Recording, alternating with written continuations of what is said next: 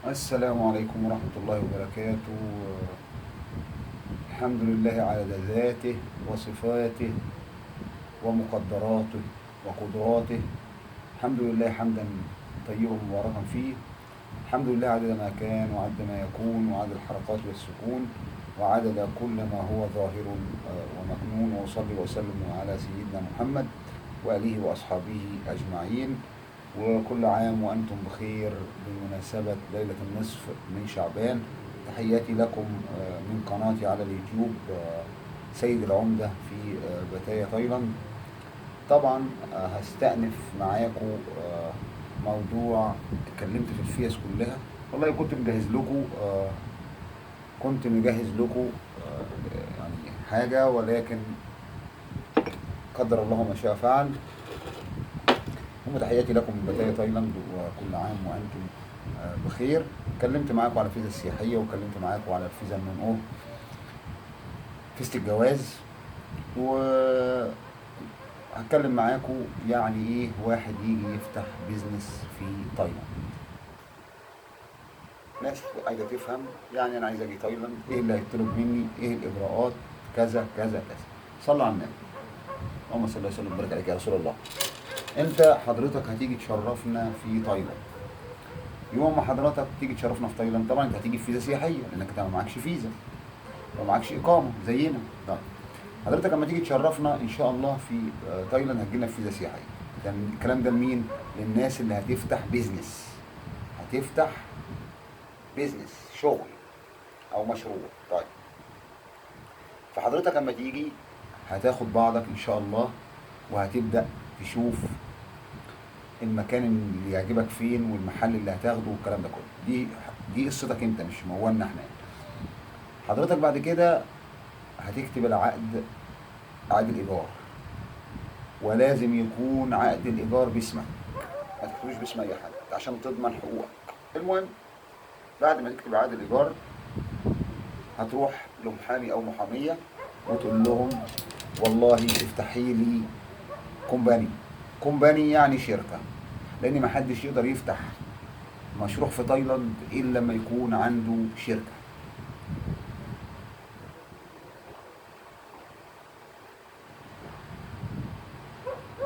أنا والله لسه جاي من بره، فقلت أعمل لكم الحلقة دي أخرى عشان تغمر ده ربنا. فما حدش يقدر يفتح اي مشروع في تايلاند الا اما يكون عنده شركه. ايه الشركه؟ في ناس مش فاهمه. دي شركه زي عندنا في مصر وموظفين؟ لا.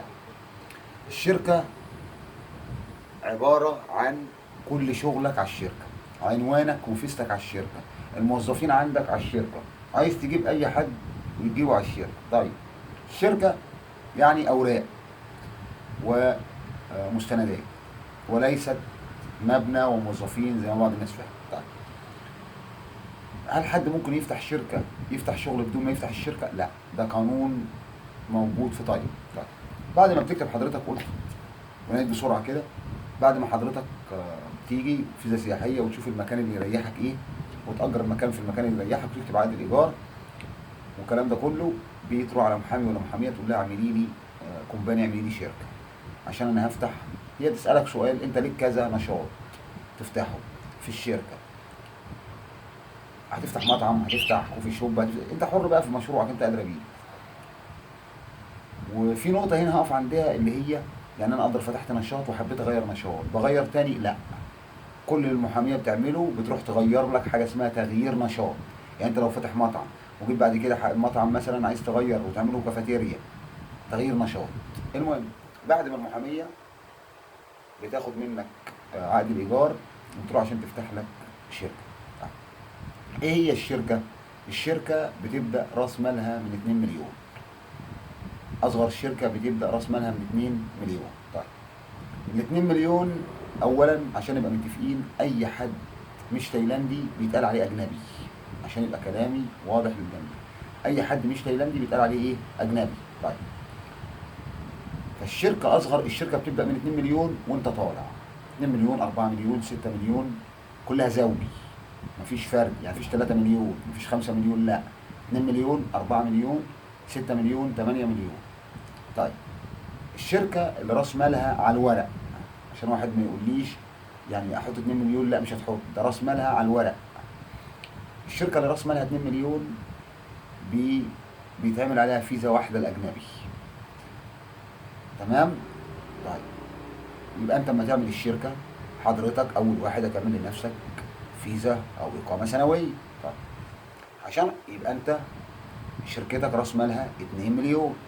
القانون التايلاندي واضح وصريح، بيقول لك علشان خاطر انت تاخد فيزا في تايلاند، اي فيزا عمل في تايلاند او فيزا انك صاحب بيزنس في تايلاند، مجبور ومفروض عليك لازم توظف 4 تايلانديين، او 2 تايلانديين و2 بورميين، او 3 بورميين و1 تايلاندي. اهم حاجه ان ايه؟ لان بورما مسموح لها بالايه؟ بالعمل في تايلاند. فهنا المحاميه بتجيب ال4 التايلانديين في البورميين وانت وبتعمل الشركه راس مالها 2 مليون. طيب ال2 مليون بتدفع ضرائب شهريه. في واحد بقى يقول لك ايه، اوديك للمحامي واوديك للمحامي دي شاطر، الكلام ده كلام فارغ. تمام. هو كل قصه المحامين في حاجه واحده، ان اللي عايزه تقلل الضرايب بتحط بروميين، زائد ان هي المفروض تمام كل ما بتعلي لك المرتب بتاعك، لانك انت لك مرتب، ايوه العمليه مش سايب، كل ما بتعلي المرتب كل ما الضرايب بتعلى. المهم دي قصه ثانيه، ما حد يتواصل معايا على الواتساب بحكي له فيها لانها قصه طويله يعني. خلاص عملت الشركه المحاميه وتمام التمام، خلاص تمام، تقوم تعمل لك حاجه اسمها ايه بقى؟ ورك بيرميت، كارت عمل. كارت العمل ده بتمشي فيه بيغنيك حمانا عن جواز السفر، ولكن كارت العمل ده بيثبت ان انت شغال وموجود في البلد، ولكن جواز السفر عليه الفيزا بتاعتك. كارت عمل زي ده كده، ده كارت، ده الورك بيرميت. تمام. الورك بيرميت زي قلته قبل كده في الحلقات اللي فاتت، اي حد يقول لك انا شغال كارت العمل وقف يترمي ويتعمل غيره، مفيش الكلام ده. الكلام ده ادي ورك بيرميت. كارت العمل بيتجدد باختام. بيتجدد بايه؟ باختام. طيب قدر كارت العمل ده وقف، انت شغال عند حد، لان الفيديو ده يخص حاجتين اتنين، اللي عايز يفتح بيزنس هيعمل ايه، واللي شغال ياخد حقه ازاي، عشان تبقوا ايه، صلوا على سيدنا النبي. خلينا الاول في اصحاب الشغل. بعد ما المحاميه عملت لك راس مال الشركه 2 مليون والكلام ده كله تمام، بتعمل لك ورك بيرميت. ورك بيرميت بيختلف من واحد لواحد، يعني اللي صاحب بيزنس بيكتب له صاحب بيزنس ان هو صاحب ايه الشركه، والستاف اللي بيشتغلوا عندك بيتكتب لهم ان هم ستاف. طيب سبحان الله، يعني رب العرش العظيم. بعد ما تعمل لك كارت العمل ده كله، بتروح هي على الاميجريشن وبتجيب 4 تايلانديين، او زي ما قلت بتجيب 4 تايلانديين في بورميين، لان بورما مصرح لها بالعمل. طيب وبيجي الاميجريشن في نفس المكان اللي انت مأجر بيه عقد الايجار، نفس المكان اللي طلع عليه كارت العمل الورك بيرميت، وبيجوا وبيصوروك في المكان، بتكون انت جهزت مكانك، يكون مكانك مش فاضي، مكان فيه معدات، هتفتح مغسله يبقى عندك غسالات، هتفتح مطعم يبقى عندك معدات، هتفتح كوفي شوب يبقى عندك مش عارف ايه، هتفتح مساج هيبقى عندك، اهم حاجه ان يبقى فيه معدات. طيب بيجي يصوروك انت والاربعه اللي هم سواء تايلانديين او بورميين. واحد يقول لي هل ينفع 4 بورميين؟ لا، ينفع ميكس تايلانديين في بورميين. بعد ما بيصوروك بيحطوا لك فيزا سنويه، بيحطوا لك ايه؟ فيزا سنويه. طيب انت كده خلاص خدت الفيزا، وبتدفع ضرائب شهريه كل شهر لك وللناس اللي شغاله عندك، اللي هم ال4 اللي انت خدت على اساسهم الفيزا. كده الموضوع منهي اوريدي، خلاص خدت فيزتك تمام. الفيزا بتبقى سنه. طب خلصت السنه، ما بتعملش انت القصه بتاع الورك بيرميت ولا الكلام ده كله، كده كده انت محلك موجود، كده كده عقد ايجارك شغال، كده كده الورك بيرميت بتاعك شغال. كل اللي فيها ان المحاميه بتاخد منك جواز السفر قبل ما ينتهي، وبتروح على الاميجريشن وبتجيبهم تاني، وبتجيب الاستاف اللي انت متصور معاهم وتصورهم. واحد يقول لي طب قدر الناس اللي معايا اللي انا عينتهم دول او تصوروا مشيوا، مفيش مشاكل. تايلاند عارفه ان الناس بتشتغل وبتسيب وبتشتغل وبتسيب، اي 4 لاي 4 سواء تايلانديين او برميين، وعلى كده بتجدد لك الفيزا. الفيزا كانت ب 15000 بقت ب 20000 ريال. طيب خلصنا من الموضوع، وكده بقيت صاحب بيزنس في تايلاند وقانوني، وكل شهر بتدفع ليك وللناس اللي عندك. طيب حبيت تجيب حد تاني، هتجيب حد تشغله.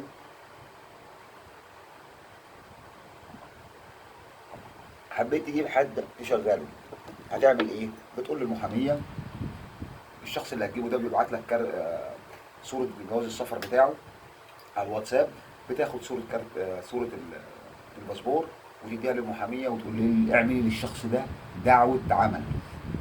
تقوم تعمل له دعوه عمل. طبعا المحاميه ما تقدرش ولا المحامي يقدر يعمل له دعوه عمل، لان شركتك اصلا راس مالها 2 مليون وانت اللي عليها. يبقى لازم تعمل المحامي لازم يرفع راس مال الشركه ل 4 مليون، ويعمل دعوة العمل ويجيب لك الأوراق وتبعتها للشخص ويجي لك، وكذلك الأمر زيك تعمل له ورك بيرمنت وبعده فيزا سنوية وتجيب 4 تصورهم معاه زيك بالظبط. طب عايز تجيب كمان واحد، برضه لازم المحامية ترفع راس مال الشركة، بقت 6 مليون. يعني كده أنت عايز تقول لنا إن كل فيزا لأجنبي ب 2 مليون. تمام، 2 مليون عليها فيزا واحدة سنوية، 4 مليون عليها 2، 6 مليون عليها 3، وكذلك الأمر. وقصاد كل واحد لازم يتوظف 4 تايلانديين أو تايلانديين في برميل. كده تمام؟ تمام. يجي واحد بقى يسألني، أنا بسأل وبجاوبه. هيجي واحد يقول لي أستاذ سيد، طيب دلوقتي قدر إن أنا رأس مال الشركة عندي 6 مليون، يعني أنا و2 شغالين عندي، وجه واحد مشي أو بطلته من الشغل أو الكلام ده كله، طب ما أنا كده بيتحسب عليها ضرايب ل3. اقول له تمام. طب ايه الحل؟ نفس القصه، بتقول للمحاميه نزلي راس مال الشركه بدل ما كانت 6 ل3 رجعيها تاني ل4 مليون، يبقى انت والشخص الموجود عندك. طب قدر الشخص الاخر مشي، ترجع الشركه تاني ل2 مليون زي ما كانت الاول. طيب ده بفلوس طبعا، رفع الشركه بفلوس وترجيع الشركه وتنزيل الشركه بفلوس. تمام، طبعا مش كتير يعني مبلغ بسيط. المهم خلصنا من الموضوع ده، نخش في الموضوع التاني كده بالنسبه للناس اللي هتفتح شغلهم. نيجي بقى للناس اللي شغاله. الناس اللي شغاله طبعا موضوع ان واحد يقول لك ده كفيل ومش كفيل وصاحب الشغل يتحكم فيك وفي اي وقت يلغي لك كارت العمل، الناس هنا استغفر الله العظيم يا رب، ربنا هيعذبهم اشد العذاب.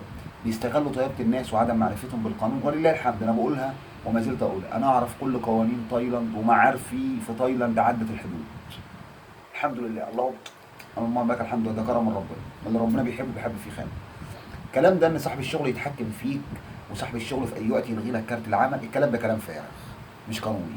طيب ايه اللي بيحصل يا عم؟ اقول لك ايه. انت دلوقتي شغال عند واحد وبعت لك واتفقتوا على المرتب وجيت وكرم، اختلفتوا ايا تكن الاختلاف، هو بقى وحش انت وحش، دي مش قضيتي انا قضيتي ان انتوا اختلفتوا وانت ليك عنده فلوس وهو قام لاغي لك كارت العمل بتاعه.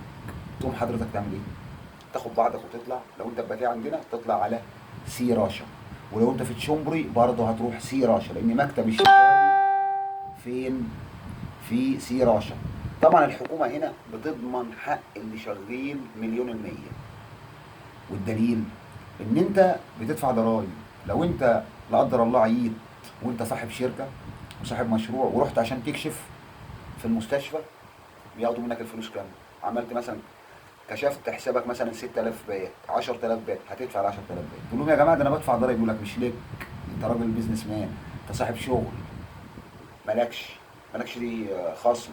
طب لو الموظفين اللي عندك راحوا يكشفوا النص بالنص، شوف بقى بيضمنوا حق اللي شغال ازاي. اقولها تاني بسرعه. طيب لو انت صاحب الشركه ولا قدر رايح تعمل عمليه او رايح تتعالج من حاجه او الكلام ده كله، بتخش المستشفى بتدفع حسابك اوريدي كامل. انما اللي شغال عندك لو راح وعمل حاجه بيدفع نص المبلغ. لو قالوا له 10000 يدفع 5 بس. طب ليه يدفع 5؟ عشان انت بتدفع له ضرايب. الله، يعني انا صاحب الشغل ما اكشفش ويتعمل لي خصم واللي شغال عندي يتعمل له صح، بس انت ليك مميزات تانية. ايه مميزاتك؟ ان الشركه اللي معاك ديت انت ممكن الشركه اللي معاك انت ممكن تجيب عليها عربيه، انت ممكن تجيب عليها قرض من البنك، انت ممكن تشتري منها موتوسيكل سيكل، انت ليك حاجات على الشركه ممكن تاخدها، والضامن او الجرانتي الشركه. اللي يقول غير كده فهو كذاب، لان انا صاحب شركه وعندي شركه وعندي اوراق وعارف القوانين، وكل الناس هنا اصحابي والمحامين صحابي. والله الذي لا اله الا هو، يوم الجمعه اللي فات كان محامي بيسالني يا سيد تكاليف الفيزا كلها وبيعملوها بايه؟ بيسالني هنا، والله كان بيسالني هنا. يا رب يمكن حتى يمكن كتبت له في البتاعه دي اهي، والله بصوا شايفين اهو خط ايده، شايفين؟ كان بيسالنا هنا بيقول لي هم بيعملوا الفيزا والورك بيرمت بكام محامي. تمام، قلت له اكتب ورايا. تمام. هنا بقى ما حد يقول لك ده الفيزا السنويه بكارت العمل مش عارف ايه ده ب70، ده هوديك عند محامي برخص. الكلام ده كلام فارغ برضه، بيضحكوا على الناس. هنا الفلوس اللي بتدفعها المحامي والمحاميه بيجيبوا لك بيها ورقه رسميه من جهه حكوميه ان انت دفعت.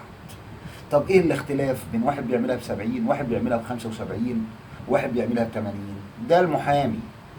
فانت تتفق مع المحامي من اولها، انت هتعمل لي فيستي وشركتي هتاخد مني كام؟ هاخد منك 10 قروش، يبقى هم ال10 قروش. اي ورقه هيجيبها لك محسوبه، لكن ما تسيبهاش مفتوحه وبص اللي يقول لك بيقول لك كلها ببعض، عارف انك ما تعرفش، يقول لك كلها ببعضها ب80. المهم مش عايز اعيد الكلام تاني عشان الفيديو ما يطولش والكلام ده كله. والمهم فاللي شغال بيدفع له ضرايب كل شهر انت بتدفعها، يروح يعمل عمليه. لو قلع ضرسه ده، قلع الضرس ده ب1000 بات. لو راح يقلع ضرسه يقولوا له 1000 بات، يوريهم كارت الورك بيرمت بتاعه انه شغال، ما مكتوب، يقولوا له 500 بات بس. طب انت صاحب الشغل تروح يقول لك لا، حسابك 10000 تدفع 10000. ده انا صاحب الشركه ولا بدفع ضرايب؟ لا مالكش، انت راجل بيزنس مان. طيب يبقى اللي بيستفاد ايه من ضرايب؟ مين؟ الموظفين. طب وحضرتك بقى انت صاحب الشركه.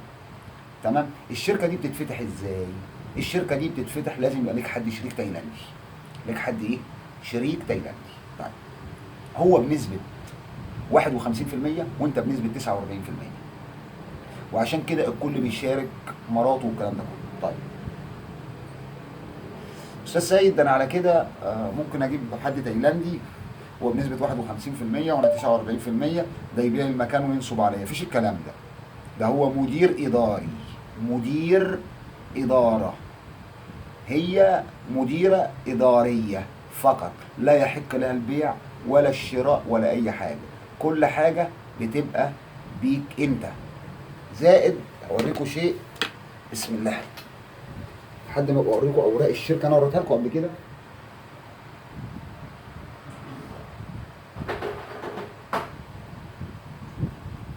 بسم الله. زائد هي بتبقى مديره بس، بتدير، لا يحق لها لا بيع ولا شراء. ليه؟ لان انا قلت لك في اول الحلقه عقد الايجار لازم يكون باسمك، ما تقدرش تبيع ولا تشتري. طيب يعني هي مديره فقط. طب تقدر تشيلها وتحط غيرها في اي وقت. في اي وقت تجيب اي حد تروح للمحاميه تقول لها شيلي دي، حتى لو كانت مراتك شيلي دي وحطي مكانها. طيب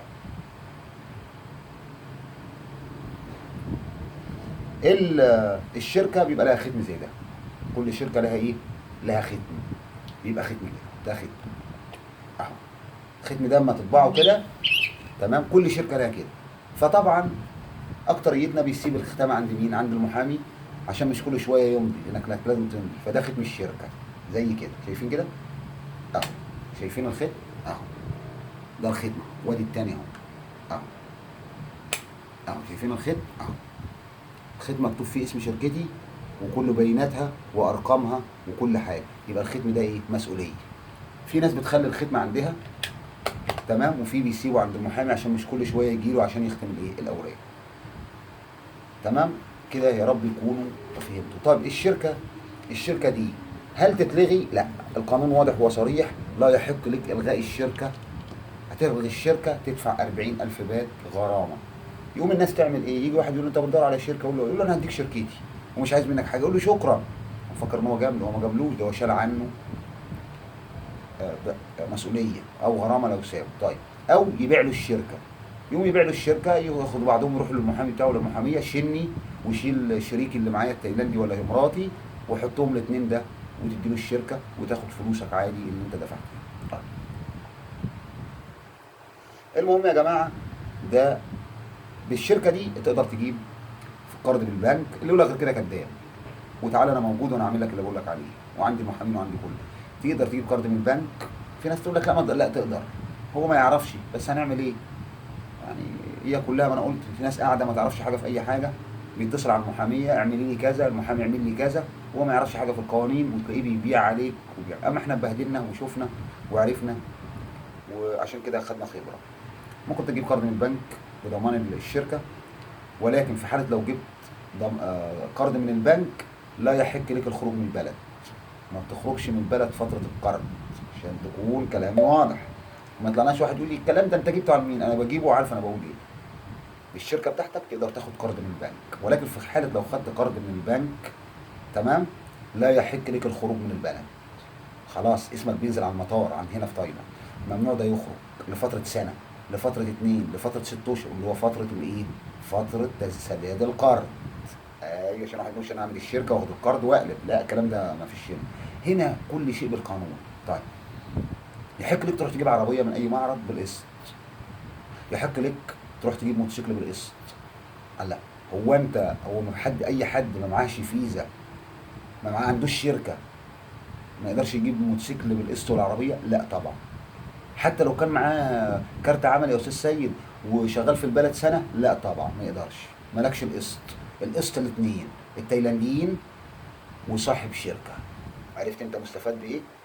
اللي فايده دي الشركه ايه؟ تمام. كده احنا وضحنا كل نقطه ملمه وماشيين معاك. ويبقى الشركه تقدر تجيب عليها قرض من البنك، بس بشرط مش هتغادر البلد. انت لو حبيت تروح المطار ولا تروح اي مكان هتلاقي اسمك على المطار، ممنوع تخرج الا لما تسدد الايه؟ القرض. وممكن يطلب منك كمان في البنك جرانتي، حد ايه؟ ضامن، او الكلام ده كله، حد ضامن، وبرضه مش هتخرج من البلد. اما او تجيب موتوسيكل او تجيب عربيه. لكن واحد شغال مثلا، واحد شغال ومعاه فيزا سنويه، حتى لو كان متجوز ومعاه فيزا نون، يحق ليه يروح معرض يجيب قسط؟ ما يدلوش. يقول له هات لي حد تايلاندي، هات لي مراتك تيجي تاخد، ويكتب الموتوسيكل باسم مراتك او باسم اي واحد، وانت تدفع الاقساط. ولما يخلص اقساطها بقى، لو هو كويس، يبيعها لك تاني بورق، لكن هي مكتوبه باسمه. طب انت صاحب شركه وفاتح شركه هو على مشروع، مش عايز انت اللفه دي كلها، انت تروح على البنك تجيب القرض. جبت جرانتي مكانك مراتك ولا حد، خلاص تقدر تخش وتخرج. ما جبتش جرانتي ومش ما حدش جه معاك، لا يحق لك تخرج من البلد. طب عايز تجيب عربيه من المعرض، ما تاخدش واحد تايلاندي، انت تروح وتجيبها. عايز تجيب موتوسيكل، انت تروح وتجيبها. كل ده بالايه؟ بالشركه. كل ده بالشركه. طيب، الفيديو طول، ولكن امرنا الى الله. نيجي لموضوع واحد شغال عند واحد، وطبعا اتحكم فيه ومشاه وما ادالوش حق. حضرتك تطلع على طول على مكتب العمل، تسال طول في مكتب العمل. لو انت تبع بتايا او تشمبري، يبقى هتروح سيراج عندنا، تروح هناك تقول الشخص ده ما ادانيش حقي. القانون واضح وصريح. مرتبك اصلا اللي هو بيديه لك ده، تمام، انت ليك مرتب متحدد في اوراق الحكومه والقوى العامه. دي واحد. تاني شيء، المفروض قانونا ان اي حد صاحب بيزنس فينا، او اي حد فاتح مشروع عنده شركه والكلام ده كله، بتيجي عندك دفتر بتكتب الاسماء الناس اللي عندك، اقبض شهرك امضي هنا، اقبض شهرك امضي هنا. طب انت ما مضيتوش، ما قبضش لو اشتكاك. ما ايه؟ ما قبضش لو اشتكاك. طيب، يجي واحد يقول لي ده بيلغوا وبيعملوا. يلغوا براحته، ما هو بيلغوا، ما بيموتش حق وراه طالب. اما بتروح تلغي، مثلا صاحب الشغل لغالك كارت العمل بتاعه، هل الفيزا بتقف اوريدي؟ يس.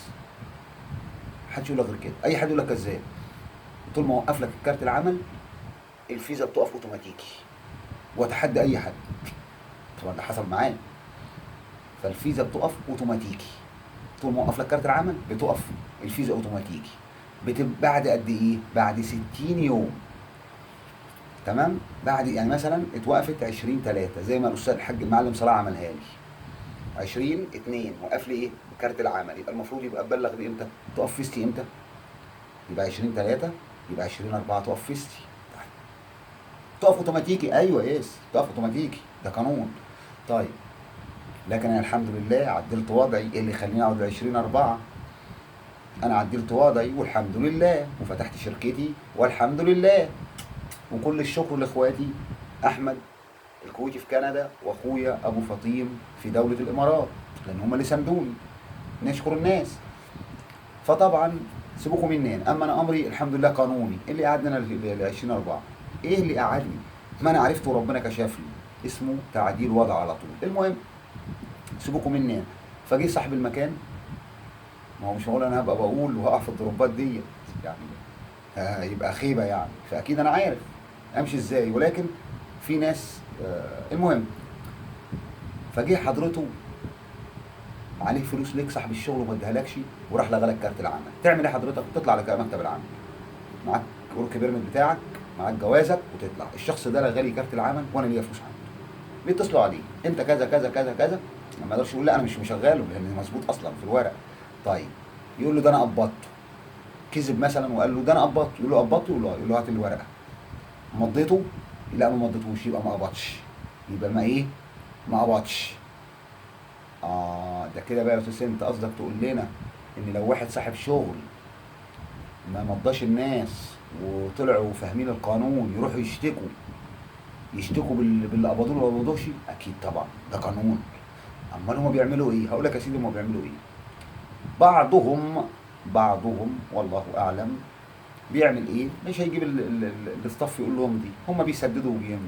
طيب في حاله حضرتك لما تروح تشتكي هيقول لك انت ايه؟ انت قبضت. هتقول له انا ما قبضتش. مراسلات والله على الواتساب ما بتبطلش طول النهار. هيقول لك، هيقول لك انت ايه؟ تقول له ما خدتش في حقي، ما خدتش فلوسي، ما ادانيش فلوسي. تمام؟ هيقول غالي كارت العمل. هيقوم هو مطلع الدوسيه ويقول لك استاذي العزيز انا بسجل. هيطلع كارت الايه؟ هيطلع ورقه، هيطلع الملف بتاعك اللي اتلغى بيه كارت الورك بيرميت، ويقول لك مش دي امضتك؟ ايه بقى دي مش دي امضتي؟ ما هو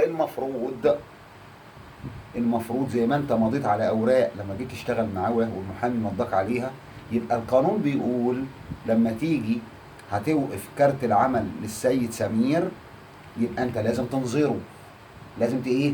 تبعت له ورقه، والورقه دي يمضي عليها. بتقول ايه الورقه؟